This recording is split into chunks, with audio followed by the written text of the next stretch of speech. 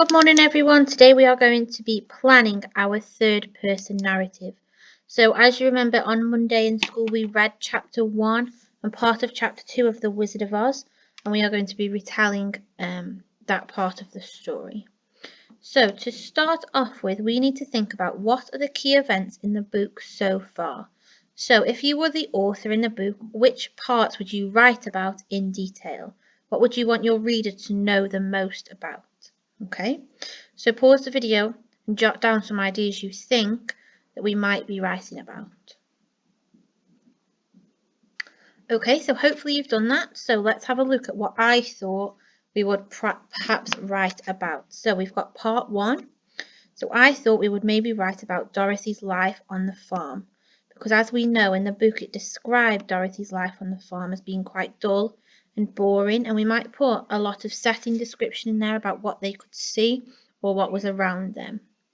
Then we've got part 2, and I thought that maybe we would put them getting ready for the cyclone. So if you remember, Uncle Henry and Dorothy are sat on the porch, aren't they, and they see something building in the sky, and it's the cyclone. So we could talk about them getting ready, getting the stock ready, Dorothy trying to find Toto and falling and hitting her head.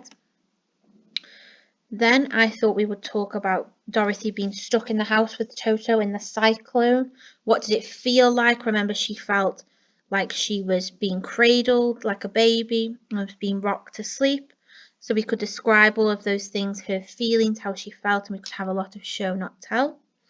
And then for part 4, I thought we could talk about Dorothy landing in Munchkin Land, where her house lands, and Dorothy coming out of this door and seeing a complete juxtaposition of what she was used to in Kansas. So she's gone from being in this grey, boring, dull place to this beautiful, colourful and bright area that she'd never seen anything like before. Okay, so I think these are probably the 4 parts we are going to write about. So as you will see here, we've shown them in pictures as well. So life on the farm, the cyclone coming, Dorothy stuck in the cyclone, and then landing in Munchkin Land. So your job for your plan today is to plan each part out. So you are going to write the key points you think you need to include, and I would do it in chronological order. And then you're going to think about the vocabulary that you magpied yesterday and putting it into each part so that you know what to use and where you think it will best fit. So here's an example I have done for you. So I think for part 1, life on the farm, the key point should be we need to tell our reader she lives in Kansas, that she's an orphan and lives with her aunt and uncle. Life on the farm is quite boring. The house is run down.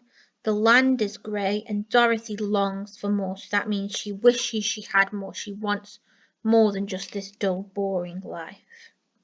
And then the vocabulary I have found, I think that I've magpied and created, I think might be prairie. So that we took that one from the book. We know she lives on the prairies. Baked, blades, shades of grey.